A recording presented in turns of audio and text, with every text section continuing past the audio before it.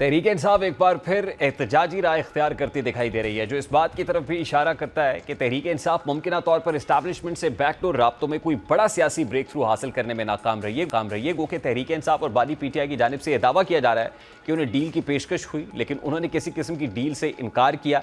लेकिन दूसरी जानिब ऐसा तासुर उभर रहा है कि तहरीक इंसाफ इदारों पर दबाव बढ़ाने के लिए एक बार फिर एहतजाजी तहरीक का सहारा लेना चाहती है। शायद यही वजह है कि वज़ीर आला KP के अली अमीन गंडापुर जो मफाहमत की बात करते दिखाई देते थे, जिनके हवाले से यह तासुर उभरता था कि वो एहतजाज और जलसों को दरमियान में छोड़कर ताकतवर हलकों को इंगेज करने की कोशिश करते थे, वो अब एहतजाजी तहरीक चलाने की बात कर रहे हैं। वज़ीर आला KP के अली अमीन गंडापुर क्या की रिहाई के लिए तहरीक की तैयारी के हवाले से क्या स्टेटमेंट सामने आया, ज़रा सबसे पहले उसकी एक झलक आपको दिखाते हैं। अब वज़ीर आला KP के अली अमीन गंडापुर के लहजे में ये तब्दीली एक बड़ा इशारा दे रही है। बज़ाहिर ये सिर्फ एक इनफरादी बयानिया नहीं, बल्कि अली अमीन गंडापुर का बदलता रवैया एक सियासी जमात के बदलते हुए रवैये और उसकी हिकमत अमली में गहरी तब्दीली की निशानदेही करता है। अब ये सूरत हाल कई अहम सवालात को जन्म देती है कि क्या तहरीक इंसाफ और इस्टेब्लिशमेंट के दरमियान बैकडोर रवाबित मुकम्मल तौर पर नाकाम हो चुके हैं? क्या वाकई पार्टी ने फैसला कर लिया कि वो इस्टेब्लिशमेंट से फासले पर रहकर मज़ाहमती सियासत इख्तियार करेगी, या ये महज एक दबाव की हिकमत अमली है ताकि इमरान खान के लिए रियायत हासिल की जा सके? वाकिफ़ान हाल तो ये भी कहते हैं कि तहरीक इंसाफ और इस्टेब्लिशमेंट के ताल्लुकात 9 मई 2023 के वाक़यात के बाद वाज़े तौर पर तनाव का शिकार हो गए थे। पार्टी की मरकज़ी क़यादत को गिरफ्तार किया गया, कारकुनान के खिलाफ मुकदमात दर्ज हुए और ख़ुद बानी PTI भी कानूनी पेचीदगियों में उलझे हुए हैं। इब्तदा में यह ख्याल भी किया जा रहा था कि कुछ गैर रस्मी चैनल्स के जरिए मफाहमत मुमकिन है, लेकिन अली अमीन गंडापुर जैसे अफराद का मौजूदा लबो लहजा इस ख्याल की नफ़ी करता है। अब सवाल यह है कि क्या तहरीक इंसाफ वाकई मौसर एहतजाजी तहरीक चला सकती है? तहरीक इंसाफ की स्ट्रीट पार माजी में काबिल ज़िक्र रही है, लेकिन मौजूदा हालात कदरे मुख्तलिफ हैं। पार्टी की क़यादत का एक बड़ा हिस्सा या तो कैद में या खामोशी इख्तियार की हुए या कानूनी पेचीदगियों से नबर्द आजमा है। तंजीमी ढांचा टूट फूट का शिकार है और अवामी रवाबित जो है बिल्कुल कम होते हुए, बिल्कुल महदूद होते हुए दिखाई देते हैं। इन हालात में किसी भी एहतजाजी तहरीक को कामयाबी से चलाना एक चैलेंज होगा। इसके लिए ना सिर्फ कारकुनान का जज्बा दरकार है, बल्कि एक मुनज़्ज़म हिकमत अमली सियासी इत्तेहाद भी ज़रूरी है। ऐसे में ना तो कोई ग्रैंड अपोजिशन अलाइंस है, ना ही वर्कर्स को मोबिलाइज करने के लिए लीडरशिप मौजूद है, ना लीडरशिप के अंदर कंसेंसस मौजूद है। तो फिर पाकिस्तान तहरीक इंसाफ कोई भी तहरीक कैसे चला पाएगी? इस वक्त नियाज़ुल्लाह नियाज़ी साहब पाकिस्तान तहरीक इंसाफ के रहनुमा, उन्होंने ज्वाइन किया है। साहब बहुत बहुत शुक्रिया आपके वक्त के लिए। तो अली अमीन गंडापुर के स्टेटमेंट से तो लगता है कि फाइनली PTI डिसाइडेड कि अब उनके पास एक ही ऑप्शन है और वो एहतजाज का ऑप्शन है। तो क्या एहतजाजी रविश अपनाने का फैसला कर लिया है PTI ने? एहतजाज के इस ऑप्शन को एक्सरसाइज करेंगे? देखिए, बिल्कुल पता ही क्या है तारिक साहब कि 8 फरवरी के बाद हमने पूरी कोशिश की कि हमारे जो केसेस हैं, खासकर जो इलेक्शन के हवाले से ट्रिब्यूनल आपने देखा पंजाब के जिस तरीके से बने, केसेस लेकर ऑन हो रहे। 8 फरवरी के बाद जो लोगों का मैंडेट चोरी हुआ, वो अपने मैंडेट चोरी करने के लिए खान ने भी कहा था कि आपने अपने चोरी शुदा मैंडेट जो अवाम ने आपके ऊपर एतमाद किया, उसके लिए आपने पुरअमन तहरीक चलानी है। आपने देखा कि जितनी दफ़ा तहरीक चलाने की कोशिश की गई, जबर जुल्म तशद्दुद जिस तरीके से हुआ, ये एक आईनी राइट है।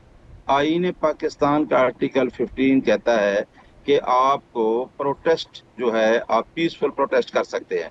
तो मेरा ख्याल है कि हमारे पास आपने देख लिया है कि जिस तरीके से खान साहब एक झूठे मुकदमात का सामना कर रहे हैं, केसेस लग नहीं रहे, और हमने पूरी कोशिशों के बावजूद साइफर केस खत्म हुआ, इद्दत केस खत्म हुआ, अब हमारे पास कोई ऑप्शन नहीं है। और मेरा ख्याल है कि जमहूरी रास्ता भी हमारे पास यही है कि हम अपना प्रोटेस्ट जो है वो करें। और अली अमीन गंडापुर साहब ठीक कह रहे हैं, वो भी पूरी कोशिश कर रहे हैं कि किसी न किसी तरीके से कोई रास्ता निकाला जाए। लेकिन अब रास्ता मेरा ख्याल इसी तरह निकलेगा कि क्योंकि खान साहब ने खुद लीड कर रहे हैं जेल से इस तहरीक को, और इंशाअल्लाह ये पुरअमन तहरीक चलेगी और हम जो अपना मिशन है उसमें इंशाअल्लाह हम कामयाब होंगे। नहीं साहब, ये तहरीक चलाएंगे कैसे जब कारकुन पहले ही मायूस है, क़यादत के दरमियान वाज़े तफरीक मौजूद है, तो फिर ये तहरीक चलेगी कैसे? नहीं, कारकुन मायूस कोई नहीं है। अब कारकुनों के ऊपर आप भी जरा थोड़ा सा बताया करना कि जिस तरीके वकला के ऊपर भी आप दहशतगर्दी के 5-5 पर्चे दे के बैठे हैं। मेरा जैसा वकील जिसकी 33 ईयर प्रैक्टिस है, तारिक साहब, मेरे जैसे वकील पे भी 5 केस दहशतगर्दी के हैं। क्या हम दहशतगर्द लोग हैं? क्या जो आईन की बालादस्ती और कानून की हुक्मरानी की बात करता है वो दहशतगर्द है? जब तक आपको पता है पंजाब से लोग नहीं निकलेंगे तब तक कोई भी तहरीक कामयाब नहीं हो पाएगी। इससे पहले KP से लोग आए और फिर 26 नवंबर को जो नतीजा था वो सबने देखा। बिल्कुल तारिक साहब, आपकी बात ठीक है, लेकिन आप देख रहे हैं कि आपने अभी देखा कि पंजाब से अभी लोग निकले, अभी लास्ट डेट खान की थी अल कादर में, तो पंजाब से हमारे पिंडी डिवीजन से बहुत सारे लोग उस पर मौजूद थे। अब फिर अल कादर में 11 तारीख है हमारी हाई कोर्ट में जो केसेस लगे हुए हैं, निकलेंगे लोग, लोगों के अंदर देखें डर खौफ तो है। एक हुकूमत है जो लोगों को पुरअमन एहतजाज करने की इजाजत नहीं दे रही, फिर वो अपना आप मिशन अवाम जो पे है तकिया किए हुए हैं। 26 नवंबर को भी यही हुआ ना, अवाम को आगे कर दिया, लीडरशिप दुम दबा के भाग गई, लोग मारे खाते रहे, तो नहीं लोगों के अब अंदर रिजेंटमेंट अब इसलिए है ना नहीं सर। होगा, नहीं अब नहीं होगा। आप अभी इमरान खान ने अमजद न्याजी को पॉलिटिकल अपना कोऑर्डिनेटर बनाया है, मैं तर्जमान आपके सामने बैठा हूँ। हमारे जो वो कला के कैदीन है, हामिद खान हो गया, काजी अनवर साहब हो गए, मुनीर मलक, हम सारे राब्ते में। हमारी जंग छोटी नहीं है। देखिए 26th अमेंडमेंट की सबसे बड़ी जंग है जिससे अदलिया की आज़ादी को अंडरमाइन किया गया। उस अदलिया इस 26वीं तरमीम के खिलाफ भी वकला मुतहद हैं, और मेरा ख्याल है कि आपको चेंज महसूस होगी। हम कभी भी मायूस नहीं होना तारिक साहब, ये मायूसी कोई कंप्रोमाइज भी करता जाएगा वो फारिग होता जाएगा। लेकिन जो लेकिन बंदा सर कंप्रोमाइज न्याई साहब, किसी क्या क्या कंप्रोमाइज में नहीं जा रहा। What difference are you going to make now? आप कह रहे हैं अब नहीं होगा, तो अब क्या होगा? एहतजाज का तरीकाकार क्या होगा, दायरा कार क्या होगा, और ये जमानत आप कैसे दे सकते हैं कि अब की बार वैसे नहीं होगा जैसे पहले होता रहा है? नहीं देखें, मेरा ख्याल है कि आपने देखा कि 26 नवंबर को भी हुआ, सारा जुल्म हुआ, लेकिन इस दफा मुख्तलिफ ये होगा कि एक तो आपको वकला नजर आएंगे, एक आपको सिविल सोसाइटी नजर आएगी। 10 जून को कल बजट भी आ रहा है, लोग महंगाई से भी ज्यादा परेशान हैं और लोग इकट्ठे हैं। लोगों में जो डर था वो खत्म हो रहा है, क्योंकि लोग ये चाहते हैं कि जिस आदमी को हमने वोट दिया, वोट हमने 8 फरवरी को दिया इमरान खान के विजन पे, तो ये सख्तियां आपने देखा नहीं कि हमने कितनी सख्तियां बर्दाश्त कर रहे हैं, ये सख्तियां वक्त के साथ खत्म हो जाएंगी।